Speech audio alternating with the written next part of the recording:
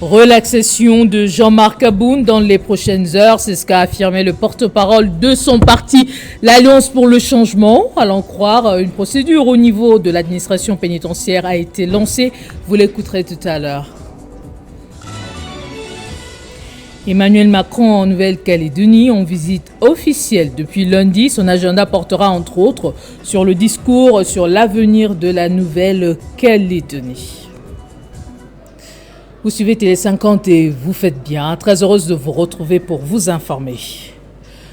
Le député national et opposant Jean-Marc Aboun pourrait être relaxé dans les prochaines heures. Affirmation de Ghislain Mouinja, porte-parole de l'Alliance pour le changement, se trouvant devant la prison centrale de Makala. Allons croire, une procédure au niveau de l'administration pénitentiaire a été lancée. On l'écoute.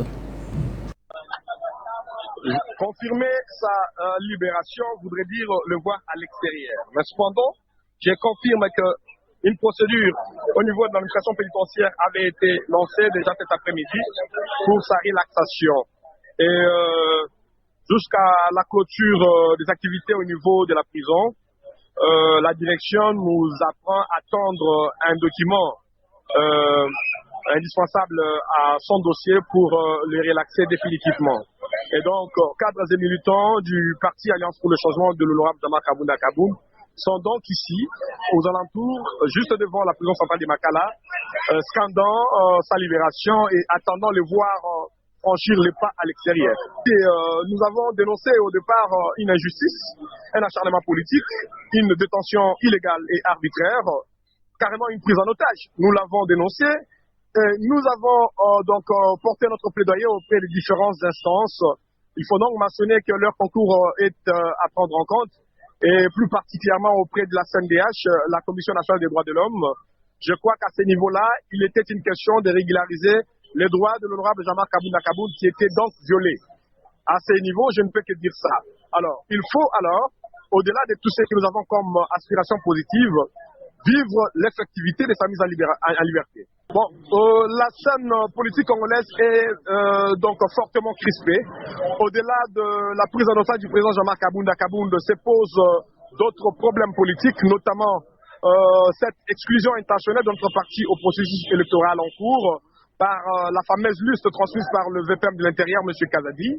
Nous avons plusieurs situations politiques qui causent cette crispation, mais je crois que la libération du président Jean-Marc Aboun doit marquer le début d'un tournant et le début de la réparation de nos droits qui sont suffisamment violés par le pouvoir en place. Instabilité des provinces depuis l'avènement de la décentralisation à RDC, causes et conséquences sur la gestion quotidienne de la Respublica. L'éditorialiste Jean-Marie Kassamba évoque les faits et propose des solutions. Il était l'invité du journal de 13h. Il s'agit ici de préciser qu'un pays fonctionne avec de la stabilité. Un pays fonctionne avec des institutions qui peuvent planifier les plans de développement, qui peuvent gouverner et qui peuvent le faire dans le temps et dans l'espace. Or, qu'est-ce qu'on constate? Depuis presque 3-4 ans maintenant, beaucoup de nos provinces sont à la fois déstabilisées, mais aussi il n'y a aucun plan de développement qui puisse être mené à bien parce que les animateurs eux-mêmes sont dans une précarité permanente. Ceci pour expliquer que dans le cas du Kasaï, mais c'est aussi valable dans les cas du Congo central, dans les cas du Sud Kivu, on l'a vu au Maniema.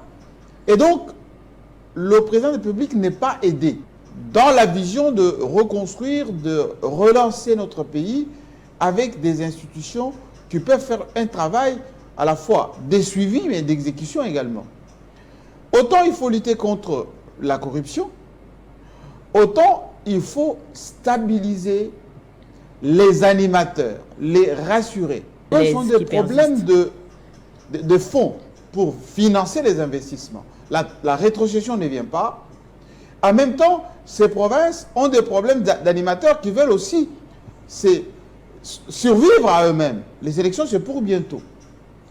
Comment voulez-vous qu'on puisse à la fois vouloir des animateurs au niveau des provinces qui puissent développer les provinces, mais en même temps mobiliser pour le futur dirigeant du pays si eux-mêmes sont dans une instabilité? Qu'est-ce qu'il faut faire maintenant? Il faut qu'il y ait un recentrage. Le chef de l'État est le garant du bon fonctionnement des institutions. Ses gouverneurs sont ses représentants dans les provinces. Si ça continue ainsi, c'est la Bérésina. Pendant 3 jours, soit du 27 au 29 juillet, 11 de 26 provinces de la RDC vont être couvertes par la campagne de vaccination des enfants contre la poliomyélite dans le cadre des activités de l'éradication de cette maladie virale et qui coïncide avec les 9e Jeux de la francophonie. Le commissaire provincial adjoint de la police ville de Kinshasa a échangé avec les coordonnateurs de l'initiative mondiale polio pour un encadrement des agents de l'ordre pendant cette campagne de vaccination.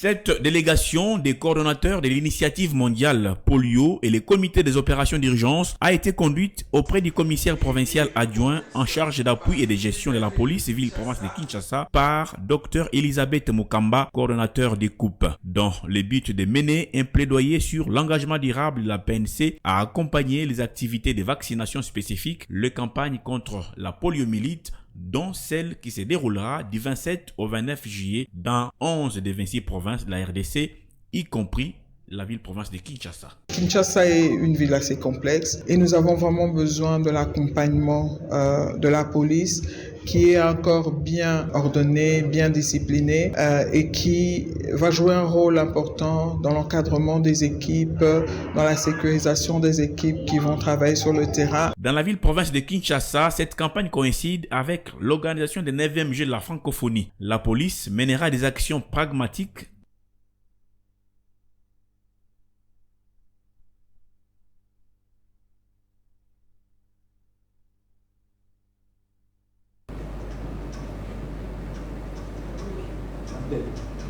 Les différents syndicats des médecins à RDC se sont réunis ce mardi pour évaluer la tenue par le gouvernement de ses engagements dans le cadre du 2e avenant à l'accord du 3 août 2021. Ils constatent l'inaction de ce dernier au respect des engagements pris envers les médecins des services publics de l'État. Le SINAMED ASPEL, le SIMECO, le SILIMED et le SUPIMECO déclarent unanimement et solennellement ce qui suit. La dépréciation de la monnaie nationale a largement et lourdement réduit la capacité financière des médecins des services publics de l'État et aggravé sa situation sociale déjà précaire. Les engagements d'ordre pécuniaire pris par le gouvernement de la République dans le cadre du 2e avenant à l'accord du 3 août 2021, notamment l'alignement de 800 médecins par trimestre, la paie des indemnités de transport et de logement par palier, la paie au grade statutaire ainsi que la mécanisation de 1000 médecins au 3e trimestre 2023 ne sont pas encore tenus. En cette année électorale où la paix sociale devait être de mise et à l'aube des 9e Jeux de la francophonie, le gouvernement sera seul responsable de tout mouvement de mécontentement des médecins si les signaux clairs ne sont pas urgemment donnés pour rencontrer leurs attentes sociales légitimes. Prenant d'ores et déjà à témoin l'opinion tant nationale qu'internationale qu'en cas de persistance dans les 72 heures de l'inaction du gouvernement de la République face à ses propres engagements librement consentis dans le cadre du 2e avenant à l'accord du 3 août 2021, il se réserve le droit de recourir à toutes les voies légales devant amener le gouvernement de la République au respect de ses engagements pris envers les médecins des services publics de l'État. Faire le point sur l'objectif de son long séjour de travail dans la capitale aux autorités coutumières. Voilà la raison d'une séance de travail organisée par le gouverneur de la Mongala à l'intention des chefs coutumiers du territoire de Bumba le week-end dernier au stade Père Carlos de Bumba. Au sortir de cet entretien, Edouard Aloua, président des chefs coutumiers, a remercié le chef de l'État pour la confiance renouvelée à César Limbaya. À la quête de l'unité dans sa province, le gouverneur de la Mongala ne dort pas sur ses lauriers. C'est dans cette optique que César Limbaya Mbangisa a organisé une séance de travail avec les chefs coutumiers du territoire de Bumba où plusieurs questions étaient au centre de leur échange, entre autres celle de la cohésion provinciale. Au sortir de cette rencontre, Edouard Aloua, président des chefs coutumiers de la Mongala, a rappelé à la presse l'objectif principal de ces assises, tout en remerciant le chef de l'État, Félix Antoine Tshisekedi, pour la confiance accordée à César Limbaya. Notre gouverneur était sorti et maintenant il est revenu. Nous l'avons accueilli pour lui demander qu'est-ce qui s'était passé à Kinshasa et il nous a tout dit. Les autorités coutumières du territoire de Bumba ont aussi remercié avec toute vivacité et avec l'esprit de nos ancêtres le président de la République, son Excellence Félix Antoine Tshisekedi Tshilombo, pour la confiance combien il a accordé à notre gouverneur de province et nous allons les soutenir. Edouard Aloua invite les Mongalaises et Mongalais à barrer la route à tous ceux qui font l'apologie de la division dans la Mongala. La population mongalaise est appelée à travailler avec toute l'unité pour un bon développement de notre province de la Mongala. Évitons tout ce qui se dit, mais nous sommes appelés à être unis. Une photo de famille entre le gouverneur César Limbaya et les autorités coutumières a sanctionné ces assises. À l'Équateur, le gouverneur de la province Bobo Boloko s'est rendu lundi à la direction provinciale de la DGDA. Ce geste constitue un signal fort, dit-il, de son engagement ferme d'accompagner et prêter main forte aux régies financières et autres services d'assiette dans la maximisation des recettes de l'État. Déterminé d'accompagner tous les services de l'État œuvrant dans la province de l'Équateur, chacun dans son secteur d'activité, le gouverneur Bobo Boloko a rendu visite ce lundi 24 juillet à la direction provinciale de la DGDA en Mbandaka pour l'espace Grand Équateur. À l'issue de cet échange fructueux qui a duré environ 1 heure, Madame Sabina Moussimbi, directeur provincial de la DGDA, pour les comptes de l'espace Grand Équateur, a déclaré ce qui suit. Je suis très honoré par sa visite de cet après-midi à la DGDA. C'est uniquement dans le cadre du travail, de la collaboration entre le service de la province et la DGDA, quant à ce qui concerne notre travail, c'est-à-dire le dédouanement dans le port autorisé retenu par monsieur le gouverneur, étant donné que la DGDA, comme vous le savez, la DGDA constitue les guichets uniques, les profits des autres services, de tous les services de la province. Notre mission, comme je peux le rappeler, la mission de la DGDA, c'est la perception des recettes pour le compte du Trésor public. Profitant de cette occasion, Madame le directeur provincial a informé à l'autorité provinciale l'acquisition d'une Jeep Land Cruiser 4x4 et de 5 motos marque DT, ainsi que d'un canot rapide en route, tout dans la direction générale de cette organisation en faveur de la DGDA Équateur. Dans le but de procéder à une restructuration du projet intégré de croissance agricole dans les Grands Lacs Picagel, dans la province du Tanganyika, après la nouvelle rallonge du projet qui s'étend désormais jusqu'en juillet 2024, une mission de la Banque mondiale et le gouvernement congolais vient de séjourner à Kalemi. Plus d'éléments dans ce reportage de Bienfait Mohamedi. Passer en revue et évaluer en même temps les activités menées par le projet intégré des croissances agricoles dans les Grands Lacs Picagel au Tanganyika au cours de la phase additionnelle 2022-2023, en vue de procéder à la planification des activités à réaliser dans la prolongation accordée jusqu'au 17 juillet 2024. Tels sont les buts d'une mission conjointe Banque mondiale, gouvernement congolais, mais aussi la coordination nationale du projet à Kalemi. Aussitôt arrivée, la délégation a tenu des séances de travail avec les partenaires des mises en œuvre du projet Picagel, notamment l'UNOPS et la FAO samedi 22 juillet. Le jour suivant, les missionnaires ont été conduits sur terrain pour palper au plus près les réalisations. La plage Kamkolobondo a été la première visitée en vue de voir les embarcations en construction pour améliorer le secteur de la pêche dans le cadre du projet supervisé par la FAO. 8 grandes pirogues de 11 mètres et 24 petites pirogues de 3 mètres seront dotées aux différentes structures de pêche sélectionnées avec tout l'équipement nécessaire dont les moteurs hors bord. La route Katibili, longue de 30,3 km en pleine réhabilitation par l'UNOPS, a été inspectée. Elle compte 13 ponts à construire ou réhabiliter, dont celui de Loubelei qui mesure 75 mètres. La circulation des véhicules et des motos a repris sur le tronçon avec succès après plusieurs années grâce à ces travaux. Les provenderies ou banques à aliments des bétails ont également été visitées et la satisfaction des délégués était totale. Comme vous le savez, dans nos habitudes, ils doivent toujours faire le terrain. C'est pour pouvoir le rapport que nous écrivons Est-ce qu'ils vont voir réellement sur le terrain? Ayant bénéficié d'une rallonge de 12 mois jusqu'en juillet 2024, le Picagel Tanganyika voit un grand geste à vitesse de croisière pour terminer les sous-projets en exécution. À l'occasion de la semaine de la francophonie qui débute ce 28 juillet à Kinshasa, les recteurs des établissements membres de l'agence universitaire francophone organisent la première conférence régionale. L'objectif est de partager les expériences et identifier les partenariats entre les établissements membres.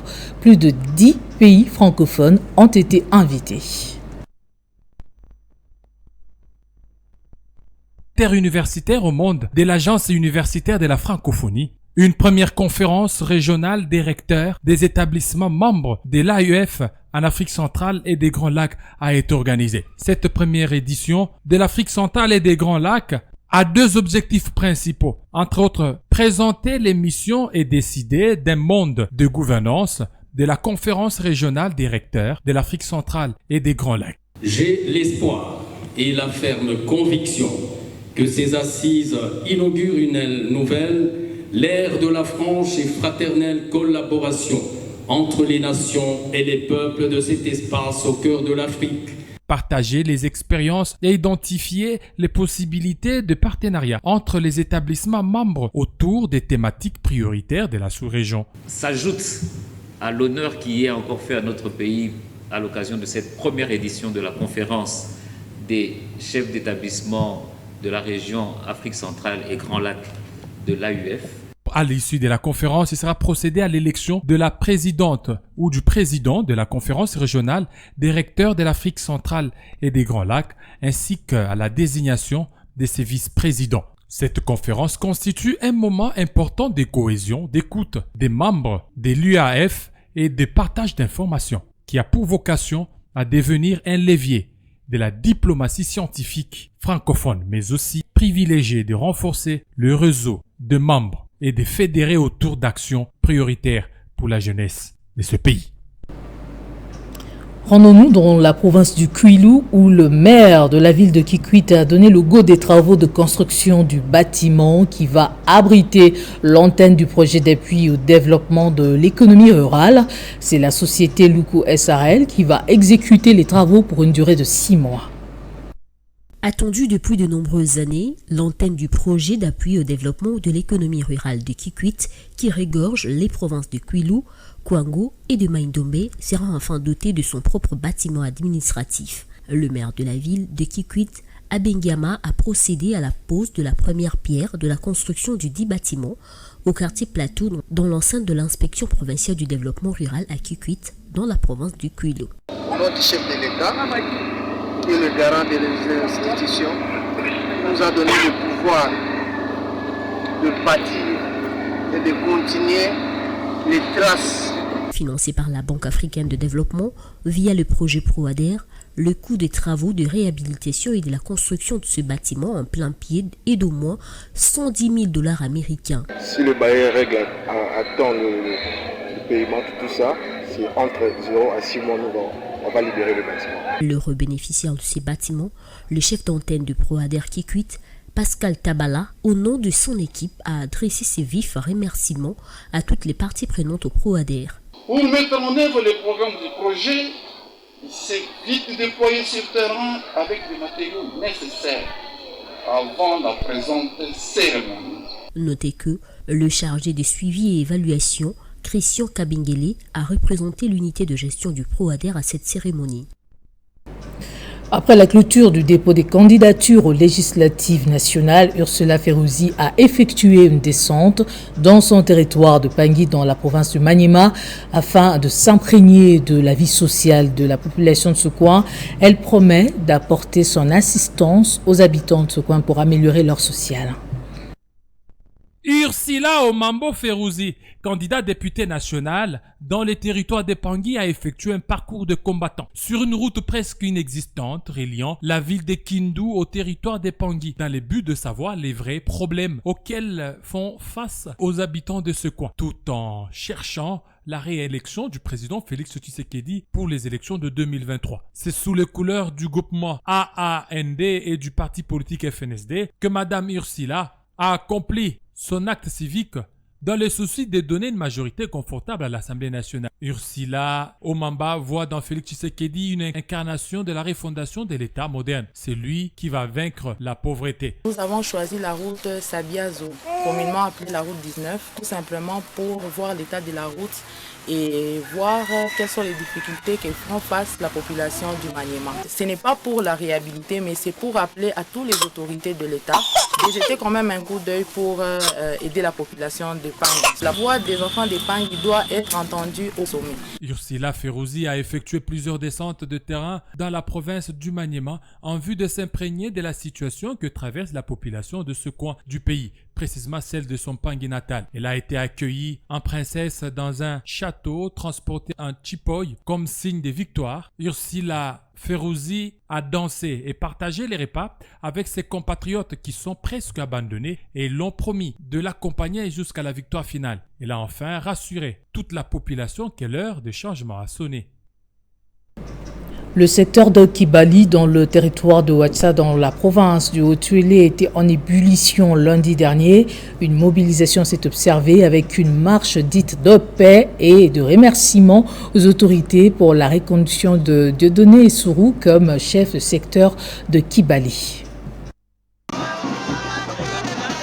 À cette journée exceptionnelle, toutes les couches de la population, dont la jeunesse, les femmes et les chefs coutumiers de Kibali, dans le Haut-Tuélé, ont accompagné Sa Majesté Dieudonné Sourou et Louantima dans cette marche qui avait comme point de départ la résidence privée du chef empruntant les grandes artères de Dourba.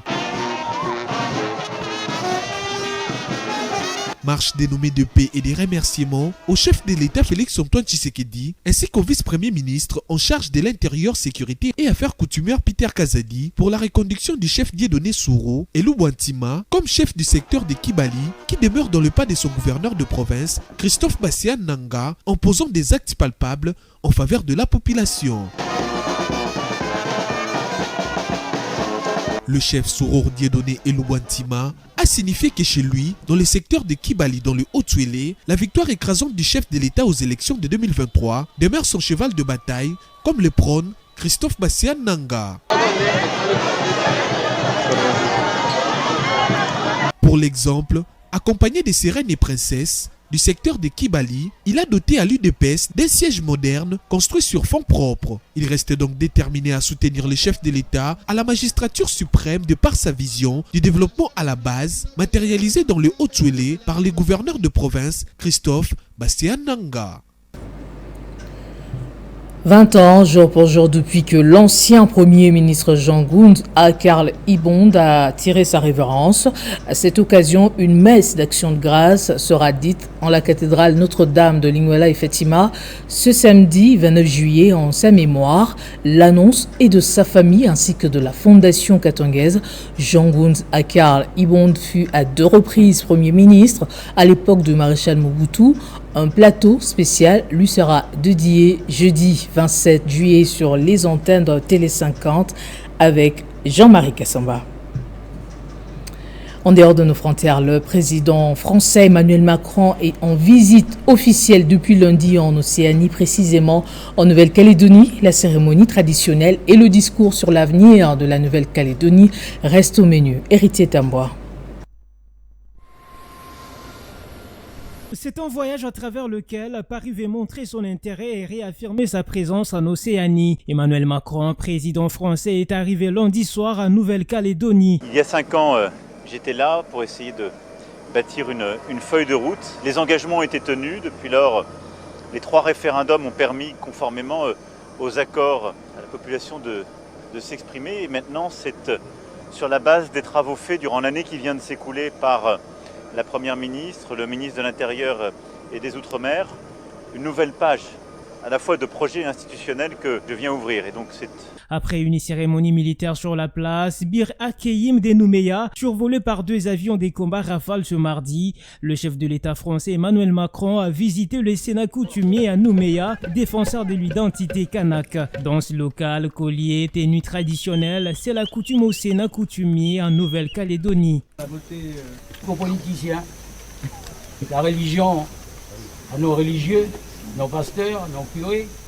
La Nouvelle-Calédonie est un archipel situé à l'est de l'Australie et au nord de la Nouvelle-Zélande dans l'océan Pacifique. Elle est un territoire français d'outre-mer situé à 16 740 km de Paris, proclamé colonie française le 24 septembre 1853. Plus de doute, Louise Mushikiwabo, secrétaire générale de l'Organisation internationale de la francophonie, ne sera pas à Kinshasa pour prendre part au 9e jeu de la francophonie. D'après son porte-parole, la secrétaire générale de l'OIF sera représentée par l'administratrice de l'OIF, Caroline Hiller. La RDC avait annoncé le 21 juin dernier qu'une invitation formelle avait été adressée à Louise Mushikiwabo par le ministère congolais des Affaires étrangères. Invitation qui n'a jamais été reçue, selon le porte-parole de cette dernière. On va prendre le rappel des titres avant de nous quitter. Possible relaxation de Jean-Marc Kaboun, c'est ce qu'a affirmé le porte-parole de son parti, l'Alliance pour le changement. Allons croire, une procédure au niveau de l'administration pénitentiaire a été lancée. Emmanuel Macron en Nouvelle-Calédonie pour une visite officielle depuis lundi. Son agenda portera entre autres sur le discours sur l'avenir de la Nouvelle-Calédonie. Voilà tout pour ce journal. Merci de votre attention exigeante. Excellente suite de nos programmes. Prenez soin de vous.